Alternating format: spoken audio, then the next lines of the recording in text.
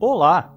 Era uma vez Demétrio, empregado da empresa KXYZ.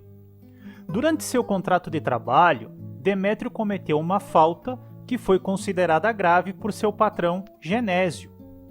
No entanto, Genésio resolveu não punir o empregado, apenas alertando ele que em uma próxima vez seria demitido. Passadas algumas semanas, Genésio decidiu demitir Demétrio, mas para não ter que pagar todos os valores da rescisão, ameaçou Demétrio que se ele não pedisse demissão, seria demitido por justa causa em face da falta grave que teria cometido no passado. Assustado com a situação, Demétrio procura você, um advogado ou advogada especialista na área, para que lhe oriente se uma eventual demissão por justa causa, no presente caso, seria válida ou não. E aí, você saberia orientar Demétrio? Se você não sabe e quiser saber a resposta, fique conosco. Meu nome é Maurício e seja bem-vindo ao canal Era uma Vez Direito. Não esquece de se inscrever e dar o like no vídeo, para ajudar esse canal a ajudar mais pessoas como você. Também é importante que você deixe seu comentário abaixo para que o YouTube entenda que o vídeo é interessante e indique a outras pessoas. Caderno e caneta na mão, o tema de hoje é dispensa do empregado por justa causa, conceito e requisitos. Então, vamos ao tema? A dispensa por justa causa decorre de falta grave cometida pelo empregado. A conduta por ele adotada torna impossível a manutenção do vínculo de emprego, impondo-se a rescisão do contrato de trabalho por iniciativa do empregador. Esta modalidade de extinção do contrato de trabalho é a mais prejudicial ao empregado, porquanto este perde a maior parte das verbas rescisórias a serem recebidas, restando apenas o direito ao recebimento das verbas caracterizadas como direito adquirido, ou seja, saldo de salário e férias vencidas acrescidas de 1/3, se houver. A supressão das verbas rescisórias ocorre porque a justa causa caracteriza-se como uma pena disciplinar, sendo a mais grave de todas as penas que o ordenamento jurídico autoriza que sejam aplicadas ao empregado pelo empregador em razão da prática de alguma falta. O legislador brasileiro adotou um sistema de indicação taxativa das justas causas. Isso significa que somente podem ser consideradas justas causas os atos que se encaixem em uma das hipóteses taxativamente indicadas pela lei. As situações que indicam a justa causa estão elencadas no artigo 482 da CLT, que assim dispõe: constituem justa causa para a rescisão do contrato de trabalho pelo empregador ato de improbidade, incontinência de conduta ou mau procedimento, negociação habitual por conta própria ou alheia sem permissão do empregador e quando constituir ato de concorrência à empresa para a qual trabalha o empregado ou for prejudicial ao serviço, condenação criminal do empregado, passada em julgado, caso não tenha havido suspensão da execução da pena, desídia no desempenho das respectivas funções, embriaguez habitual ou em serviço, violação de segredo da empresa, ato de indisciplina ou de insubordinação, abandono de emprego, ato lesivo da honra ou da boa-fama praticado no serviço contra qualquer pessoa ou ofensas físicas nas mesmas condições, salvo em caso de legítima defesa própria ou de outrem.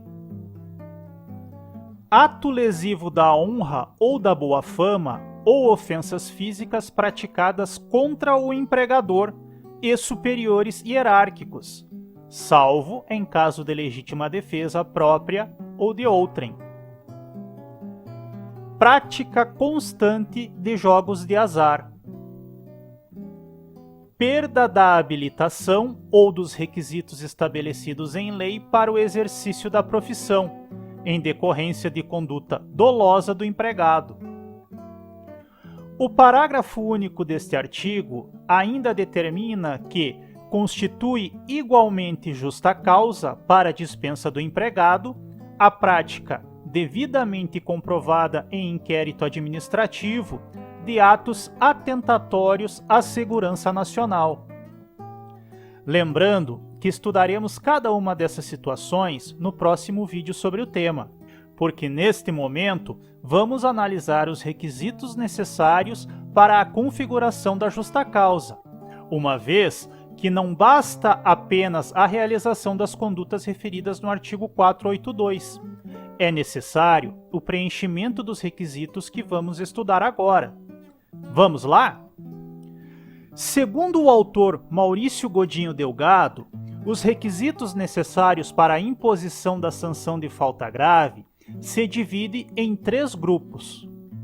O primeiro é os requisitos objetivos, que se relacionam com a conduta que se pretende censurar. Dos requisitos objetivos, o primeiro que vamos analisar é a tipicidade, ou seja, a conduta considerada faltosa deve ser prevista taxativamente na lei trabalhista. O segundo requisito objetivo é a gravidade da falta. Desta forma, para que possa ensejar a dispensa por justa causa, a falta tem que ser muito grave, de forma que não mais seja possível continuar a relação empregatícia. A falta grave acaba por provocar o rompimento da confiança mínima exigível entre as partes na relação de emprego, pelo que a situação se torna insustentável. Por fim, o último requisito objetivo é a relação entre a falta e o trabalho. Ou seja, ainda que se admita a ocorrência de falta grave fora do ambiente de trabalho, somente será lícita a punição disciplinar do empregado se a conduta tida por irregular repercutir no cumprimento de suas obrigações contratuais ou, no mínimo, produzir prejuízo ao ambiente de trabalho. Entendido até aqui? Então vamos analisar agora o segundo grupo referido pelo professor Maurício Godinho Delgado, que são os requisitos subjetivos, que se dividem em 2. O primeiro é a autoria. Obviamente que o empregado somente será punido por conduta da qual tenha realizado ou ao menos participado. O segundo requisito subjetivo é o dolo ou culpa, ou seja, o empregado somente poderá ser punido se agiu intencionalmente, que é o dolo, ou no mínimo com culpa, assim considerada a conduta decorrente de imperícia, imprudência ou negligência. Por fim, tem-se o terceiro grupo, que são os requisitos circunstanciais. Esses requisitos se referem à conduta adotada pelo empregador, no exercício do poder disciplinar, em face da falta grave cometida pelo empregado. Este grupo se divide em nexo causal, ou seja, há de existir uma conexão entre a conduta do empregado e a pena aplicada. O segundo é proporcionalidade, uma vez que a punição aplicada deve ser proporcional à falta cometida. Deste modo, não é possível, por exemplo, demitir por justa causa um empregado por ele ter chegado 15 minutos atrasado em um único dia. Seria uma pena desproporcional à falta cometida. O terceiro é a imediaticidade ou atualidade, porque somente pode ser aplicada a punição disciplinar se a falta é atual, ou seja, a punição deve ser imediata à conduta irregular do empregado ou ao conhecimento desta conduta pelo empregador, conforme o caso. A imediaticidade ou atualidade busca impedir, por exemplo, que o empregador guarde sempre uma carta na manga contra o empregado. Assim, se o empregador teve conhecimento da falta e não puniu imediatamente o empregado, considera-se que houve perdão tácito. Seguindo o estudo dos requisitos circunstanciais, temos a singularidade da punição, que significa que somente pode ser aplicada uma penalidade para cada falta cometida, princípio do non bis in idem. Ainda temos a alteração da punição, ou seja, uma vez aplicada determinada penalidade, não pode o empregador substituí-la por outra mais grave. Atenção! O contrário, ou seja, a substituição de uma pena grave por uma mais branda, é naturalmente admitido, visto que a solução é mais benéfica ao empregado. O próximo requisito circunstancial é a não discriminação, ou seja, é vedado ao empregador aplicar penas diferentes a empregados que cometeram falta idêntica. Por fim, tem-se a vinculação aos motivos da punição. Por este requisito, para que se possa aplicar a pena, o empregador tem que declinar os motivos que ensejaram a punição, e a este motivo ele fica vinculado, não podendo substituí-los por outros mais tarde. Assim, caso não consiga provar em juízo o motivo alegado, não pode substituí-lo por outro, ainda que tenha chegado ao seu conhecimento uma nova falta do empregado. Entendido? E então, você conseguiu orientar Demétrio no problema apresentado por ele? Se conseguiu, parabéns! Se não conseguiu, vamos à resposta. No caso de Demétrio, uma eventual demissão por justa causa em relação a um fato passado, inclusive ignorado pelo patrão, seria inválida.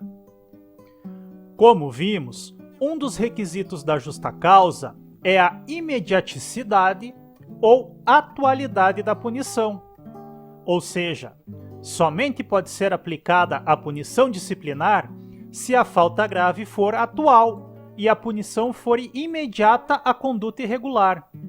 Se o empregador teve conhecimento da falta grave e não puniu imediatamente o empregado, considera-se que houve perdão tácito. Entendido? E agora, conte para nós se você já passou por uma situação parecida com a do Demétrio.